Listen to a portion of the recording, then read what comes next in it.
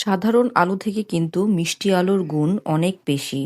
যারা weight lose করতে চাচ্ছে অথবা যাদের ডায়াবেটিসের প্রবলেম আছে, মিষ্টি আলু তাদের জন্য অনেক বেটার অপশন। মিষ্টি আলুতে আছে ফাইবার, ভিটামিন এ এবং ব্লাড সুগার স্টেবল রাখতে সাহায্য করে। রেসিপিটা বড় একজন শেফ ইউটিউবারের কাছ থেকে নেয়া। আমি কিছুটা আমার মতো পরিবর্তন করে করেছি। প্রথমে ঘি দিয়ে তাতে আদা, রসুন, পেঁয়াজ এবং সামান্য জিরা দিয়ে ভেজে নিয়েছি। মিষ্টি আলুটা কিছুক্ষণ ভাজার পর পানি দিয়ে সিদ্ধ হতে দিয়েছি।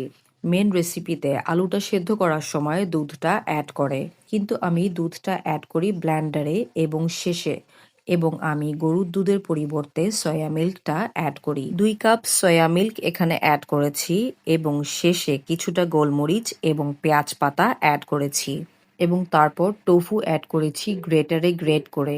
যে মেন রেসিপিটা থাকে, মেন রেসিপিতে এখানে চিজ অ্যাড করে, আমি চিজের পরিবর্তে সয়া গ্যালারি টোফু এখানে অ্যাড করেছি। এবং at last but not the least আমি কিছুটা ঘি অ্যাড করে তারপরে আমি সার্ভ করি।